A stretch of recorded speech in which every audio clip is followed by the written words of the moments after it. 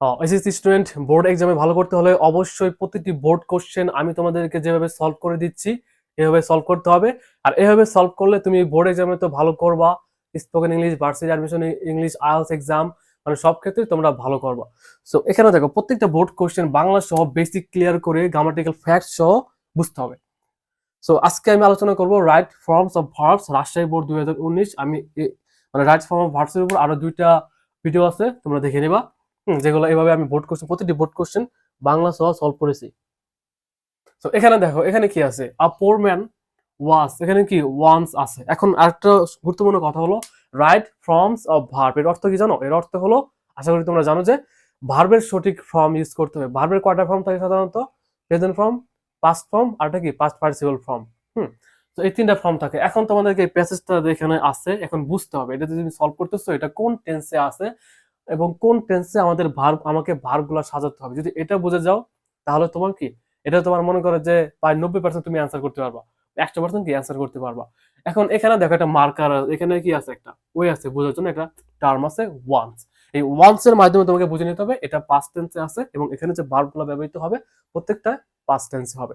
এটা বোঝা শেষ। এখন তোমার টার্গেট হলো এখন কি পুরো বাংলাটা বোঝা এবং ভার্বগুলো ইউজ করা। এখন এখানে দেখো, a poor man was once put in a jail, মানে কি ওয়ান্স মানে কি, একদা এক গরিব ব্যক্তিকে, গরিব লোককে কি একটি জেলে রাখা হয়েছিল। সো এখানে দেখো, এখানে কি হবে, ওয়াজ পুট হবে, ওয়াজ, ওয়াজ পুট, এখানে পুট কিন্তু আছে। এখন তোমরা কি জানো যে পুটের তিনটা ফর্ম কি? পুট পুট পুট, মানে এটার ভি1 ভি2 ভি3 তিনটাই সেম। তো এই জন্য এখানে পুটই হবে, জাস্ট এখানে ওয়াজ দিতে হবে, তোমাকে প্যাসিভ সেন্সে আনতে হবে। কারণ কি, poor man was once put in a jail, মানে একজন পোরম্যানকে কি একটা জেলে রাখা হয়েছিল। তোমাকে যদি আমি ধরে নিয়ে যাই, তোমাকে যদি ধরে না, তোমাকে ধরে নিয়ে যদি জেলে ঢুকে তাহলে কিন্তু তুমি থাকবা।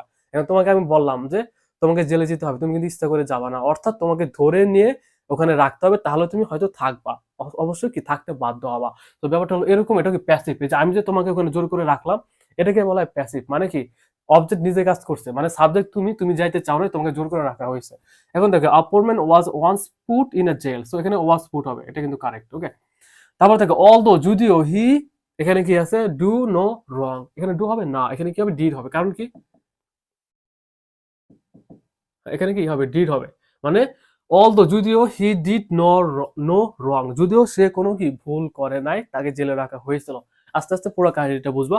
আফটার আ লং টাইম, অনেক সময় পর, the king of the state, মানে ওই স্টেটের রাজা, এখানে কি হবে, অবশ্যই ভিজিটেড, এখানে ইডি যুক্ত করে দেবে শুধু, ভিজিটেড, ভিজিটেড দ্য জেল, ওই জেলে কি ভিজিট করে। অ্যান্ড দ্য ম্যান, ম্যান কোনটা, এই পোরম্যানটি, এই যে এই পোরম্যানটি, অ্যান্ড দ্য ম্যান মানে হলো এই পোরম্যানটি, এগুলো বুঝতে হবে। ম্যান টোল্ড হিম, ওই টোল্ড হিম মানে কি, ওই রাজা, হিম মানে কি রাজা, রাজাকে বললো দ্যাট হি ওয়াজ, হি মানে কে, সেই ব্যক্তিটি, পোরম্যানটি, এই পোরম্যানটি হলো হি, হি ওয়াজ ইনোসেন্ট, মানে সে ছিল কি ইনোসেন্ট, বাট আ কেস, একটি কেস, এখানে কি হবে, ওয়াজ, প্যাসিভ সেন্স হবে। ওয়াজ কেন হবে একটু পরে বুঝবা। ওয়াজ ফাইলড এগেইনস্ট হিম, মানে তার বিরুদ্ধে, মানে ওই পোর ম্যানের বিরুদ্ধে একটি কেস সাজানো হয়েছিল। কাদের ধারা? এই দেখো, বাই, প্যাসিভ মানে কি বাই চলে আছে মাঝে মাঝে, by some of his enemies, তার মানে তার কিছু শত্রু ধারা ওই কেসটা কি সাজানো হয়েছিল, এবং সে ছিল ইনোসেন্ট।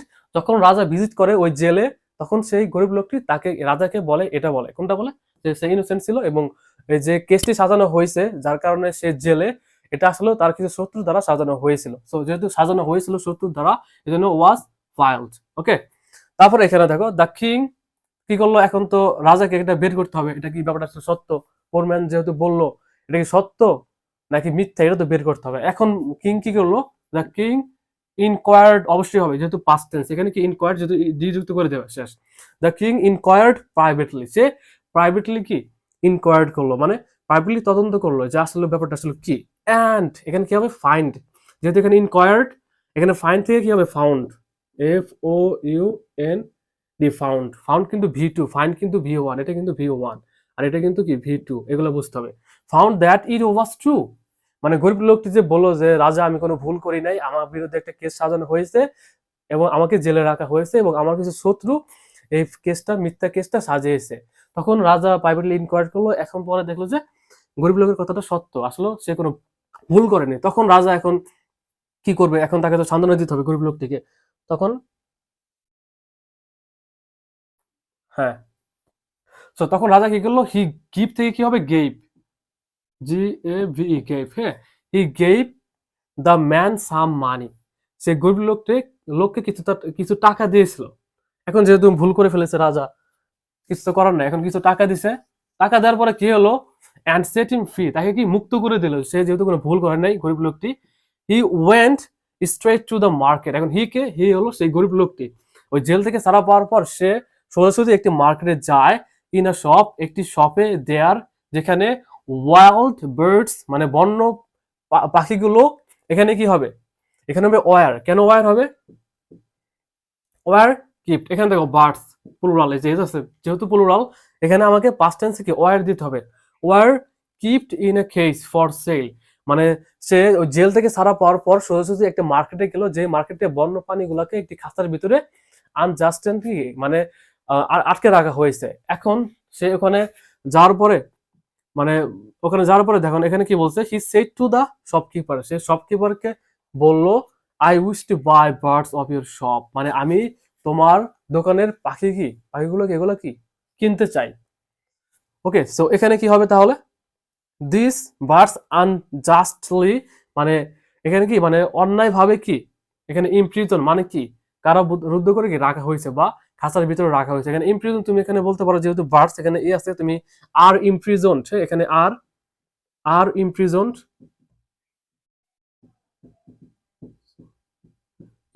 অথবা তুমি এখানে বলতে পারো যে হ্যাভ বিন ইমপ্রিজনড,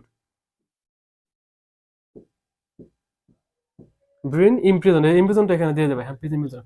এখন কথা হলো, এখানে আর ইমপ্রিজনড এটাও প্যাসিভ সেন্সে, এটা হলো ইনডিফিনিট টেন্সে, আর হ্যাভের পরে বিন দিয়ে তারপরে ইমপ্রিজনড ইডি যুক্ত করতে হবে, এটা হবে পারফেক্ট টেন্সের প্যাসিভ। সো প্যাসিভ কিন্তু তুমি এখানে দুই ভাবে করতে পারো, প্রেজেন্ট মানে ইনডিফিনিট টেন্স দিয়ে করতে পারো, আবার কি পারফেক্ট টেন্স দিয়েও করতে পারো। যে এই ব্যাপারগুলো বুঝতে হবে, এগুলো বলে বেসিক। এখন যাদের বেসিক ক্লিয়ার তারা আমার কথাগুলো বুঝবে, আর যাদের বেসিক ক্লিয়ার না তাদেরও সময় আছে, এখনো তোমাদেরও সময় আছে, কারণ এখানে বেশি কিছু বোঝার নাই, জাস্ট প্রথমে 2-3 দিন দেখা যায় বেসিকটা পড়লে হয়ে যাবে। আর যারা আমার কাছে পড়তে চাও আমাকে জানাবা, অফলাইন অথবা অনলাইন। সো এখানে কি হবে, দেখো আর ইমপ্রিজনড অথবা কি হ্যাভ বিন ইমপ্রিজনড, কারণ কি ওই পাখিগুলো তো নিজে নিজে খাঁচা ঢুকে নেয়, তাদেরকে রাখা হয়েছে, আমি অথবা তুমি অথবা আমাদের মতো মানুষ কি রেখেছে, যেটা হলো প্যাসিভ সেন্স, এই জন্য তোমাকে এখানে প্যাসিভ সেন্সে লিখতে হবে। তারপরে এখানে কি এই যে ওয়াইল্ড বার্ডস, এখানে কি ওয়ার কিপ্ট, কেন কিপ্ট হলো, ওয়াইল্ড বন্য পাখিগুলোকে ধরে কি খাঁচার ভিতরে রাখা হয়েছে, মানে কি মানে প্যাসিভ সেন্স, মানে সে তারা তো একা একা আসে নাই, নিজে আসে নাই। প্যাসিভ মানে কি অবজেক্ট দ্বারা কাজটাই করা হয়। ওকে, মানে সাবজেক্টকে কোনো একটা পজিশনে আনা হয়। তারপরে দেখো and I like to set them free, মানে এই পাখিগুলো আমি সবগুলো কিনতে চাই, মানে ওই গরিব লোককে রাজা যে টাকাগুলো দিয়েছিল ওই টাকাগুলো নিয়ে সে একটা মার্কেটে চলে আসছে। মার্কেটে আসার পর ওখানে যে অনেকগুলো দেখে যে বন্য পাখি খাঁচার ভিতরে কি বিনা অপরাধে রাখা হয়েছে, এটা দেখে সে দোকানদারকে বললো, শপকিপারকে বললো যে আমি সবগুলো পাখি কিনতে চাই। কেন কিনতে চায়, কারণ সে সবগুলো পাখিকে মুক্তি দিতে চায়, এগুলোকে বিনা অপরাধে খাঁচার ভিতরে রাখা হয়েছে। সো এভাবে প্রত্যেকটা বোর্ড কোশ্চেন তোমাকে সলভ করতে হবে, যখন সলভ করবা তখনই ভালো করবা। আর তোমরা কেউ যদি আমার কাছে পড়তে চাও স্পোকেন ইংলিশ বা ইন্টার ইংলিশ, ওকে, অ্যাডমিশন ইংলিশ, আমাকে জানাবা।